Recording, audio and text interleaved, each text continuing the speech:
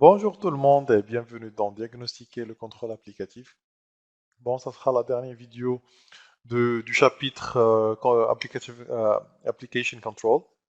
Alors, du coup, on va essayer de voir dans cette vidéo tout ce qui est traffic shaping, ainsi qu'on va essayer de voir tout ce qui est diagnostic. Bon, sans plus tarder, je vais essayer de partir sur le plan de cette vidéo. Alors, on va essayer de voir le traffic shaping sur le contrôle applicatif.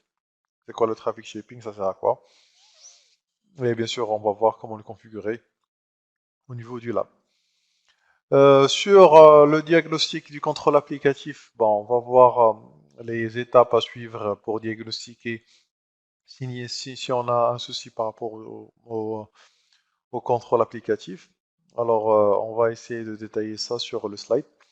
Et bien sûr, on va sur au niveau du lab, comment on va essayer de comprendre les logs sur le FortiGate. Et bien sûr, on va passer au lab à la fin des slides. Alors, le contrôle, le traffic shaping, euh, c'est euh, c'est un contrôle granulaire de l'utilisation de la bande passante. Du coup, c'est-à-dire, alors, si on veut contrôler, bien sûr, si on a le streaming média qui utilise beaucoup de bandes passantes, du coup, on peut gérer ça en lui spécifiant ou maximisant le flux jusqu'à, par exemple, 1 méga ou 2 mégas de la bande passante et laisser le reste pour une utilisation plus professionnelle dans l'entreprise. Pourquoi on fait ça? Bon, des fois, l'augmentation de l'utilisation de la bande passante au niveau de streaming ou des sites qui utilisent, bon, les non-sites qui ne sont pas professionnels et qui ne rentrent pas dans le domaine professionnel de la société, peut engendrer une lenteur au niveau des applications qui sont utilisées, ainsi que le traitement des services ou autres, et qui peut engendrer, bien sûr, la lenteur du travail. Alors, c'est pour ça que le traffic shipping, c'est très important. Et maintenant, avec les nouvelles tendances et les nouvelles technologies, on peut carrément spécifier on peut dédier une bande passante pour quelle application spécifique. Carrément, on peut dire, bon, moi, le WhatsApp vidéo, je vais lui donner que 100 kilobytes, pas plus. Et comme ça, bon, ça fonctionne, mais c'est lent. Alors du coup, les utilisateurs vont, vont dire, bon, ça marche, mais c'est lent. Alors c'est pas à cause de l'administrateur, mais bon, c'est à cause d'Internet qui est lent. Alors c'est un trafic, un certain trafic ne peut pas être distingué par le numéro de port IP. Alors du coup, on peut spécifier des applications là-dessus et en se basant sur les signatures. Alors, on peut fonctionner, le traffic shaping, pardon, peut fonctionner avec les applications et il peut être utile pour gérer des applications courantes, bien sûr, comme on a dit, comme tout ce qui est streaming, tout ce qui est jeux vidéo et tout ça. On peut les laisser, mais on peut les bloquer on peut baisser la bande ou leur spécifier une bande passante qui est minime pour comme ça, ils vont pas consommer beaucoup de bande passante. Alors, pour diagnostiquer le contrôle applicatif, ici un problème, si FortiGuard a des problèmes de mise à jour, assurez-vous bien sûr que FortiGate a une connexion Internet, que bien sûr FortiGate est capable de faire du DNS, et le port, le 443 est ouvert vers Internet. Et bien sûr, vous pouvez vérifier ça avec la commande execute update-now. Comme ça, vous pouvez voir est-ce qu'il y a des mises à jour ou pas. Et aussi, il faut vérifier que la version de la base de données, bien sûr, de signature de contrôle, elle est mise à jour par le web FortiGate. Comme ça, vous savez que la version, elle est la dernière version et qu'il n'y a pas de souci par rapport aux catégories parce que Tout le temps, il y a des mises à jour de catégories et tout ça.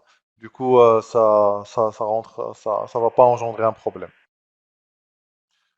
Alors maintenant, on va passer sur la démo pour vous démontrer tout ce qu'on va faire un lab sur le traffic shaping. Et ainsi, vous montrer bien sûr comment on peut le configurer. Et bien sûr, vous montrer comment on peut monitorer tout ce qui est application contrôle sur le FortiGate. Je vous dis à tout de suite.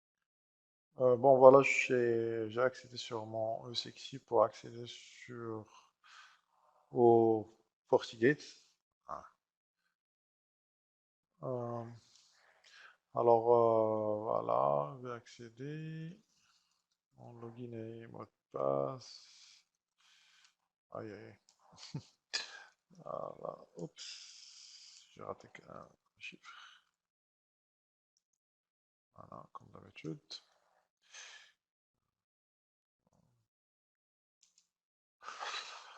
Alors, on va essayer de commencer avec le traffic shaping. On va essayer de créer une règle de traffic shaping. Alors, la règle de traffic shaping, on peut pas l'appliquer sur la policy ou la règle de firewall. Alors, on va partir sur policy object et on va descendre en bas. Alors, on va cliquer sur traffic shaper. Alors ici, on va créer qu'est-ce qu'on veut? Alors soit shared, ça veut dire ça sera partagé une catégorie ou un groupe de sites web ou d'adresse IP, ou bien sûr per IP. Alors par IP, c'est un utilisateur qui va utiliser cette, euh, cette, ce traffic shaping. Alors, on va faire le social media euh, ou streaming. On va faire tout ce qui est streaming, vidéo. On va nommer ça. Et on va lui donner l'eau, bien sûr. On va spécifier que la bande passante va être 1000 kilobytes. C'est 1 méga maximum. On va lui donner bon, 2000 sans en générer un peu. Alors, je valide sur ça. Et après, je vais créer ma traffic shaping policy.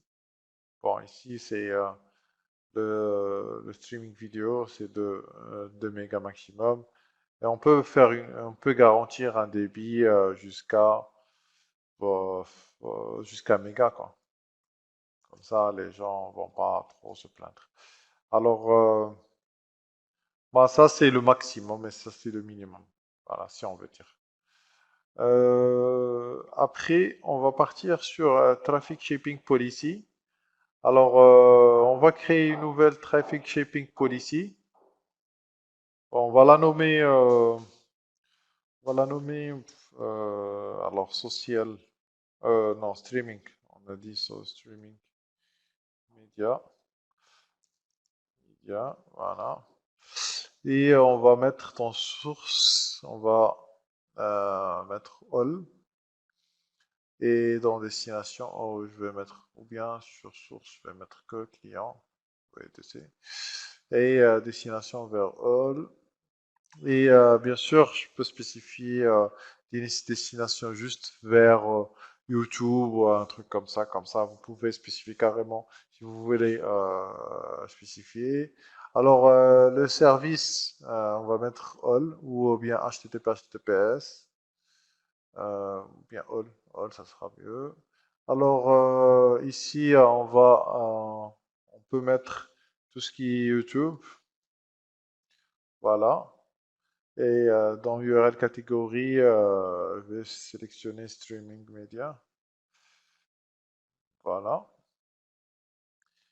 Et ici, je vais appliquer sur quelle interface va être appliquée bon, ça c'est si ça marche tous ces critères, elle va passer par là. Alors ça c'est des conditions et ça c'est Voilà, c'est l'action. Euh, alors, outgoing, ça sera pour 2.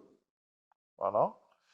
Et je vais shared shaper, je vais la mettre là, que j'avais créée. Alors, c'était streaming vidéo, voilà. Et comme vous avez vu, on avait le peer IP. Bon, nous, on n'a pas créé un peer IP là-dessus. Alors, du coup, on va mettre juste du streaming vidéo. Alors, ça, c'est ça les conditions. Les conditions, c'est soit le client, soit bon, la source destination et le service, l'application. C'est, toutes ces conditions doivent matcher pour que l'action soit prise en compte. Alors, je valide. Et comme vous pouvez voir ici, c'est comme une règle de firewalling, mais elle est à part, elle est créée ici dans Traffic Shaping Policy. Ça n'a rien à voir avec le policy, l'IP policy, mais ici, ça c'est parce que c'est la bande passante, c'est pas des règles de sécurité qu'on va appliquer, ça c'est autre chose, c'est un autre niveau.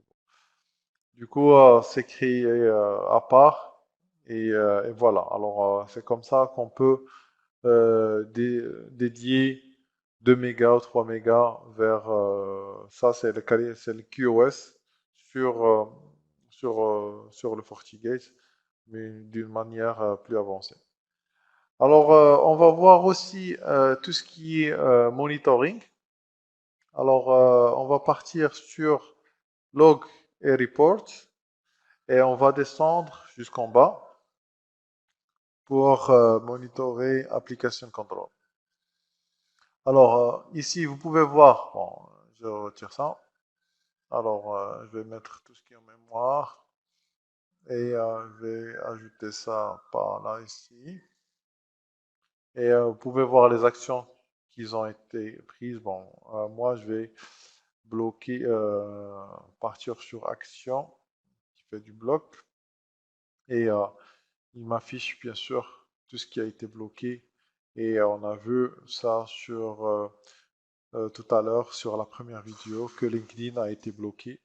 Et après, il a été débloqué. Voilà. Alors, je vais faire une autre action qui va passer. Et vous pouvez voir que c'est... Attends. Alors là, je vais voir sur application, ajouter, et je vais mettre application name. Je vais me baser sur... il n'y a pas LinkedIn par hasard. LinkedIn. Non. Alors, mais apparemment, j'ai vu LinkedIn qui fait passe.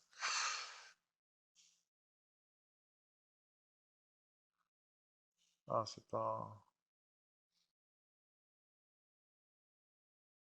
Voilà, LinkedIn. Ouais, voilà. Tout à l'heure, on a fait le test. Du coup, ça a passé. Aussi à partir du client, le 172 17, 1720.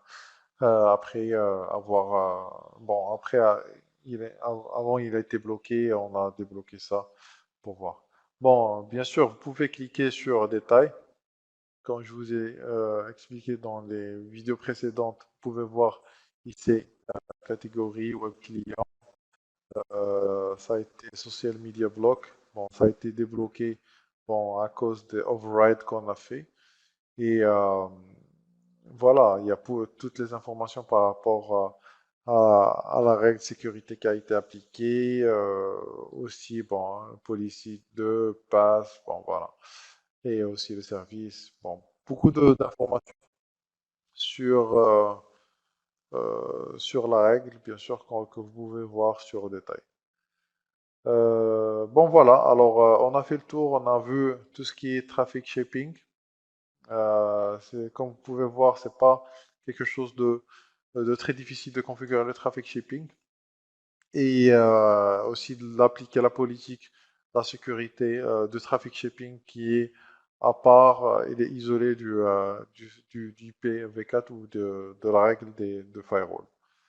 Bon, merci d'avoir suivi ces vidéos et je vous dis à la vidéo prochaine. Merci.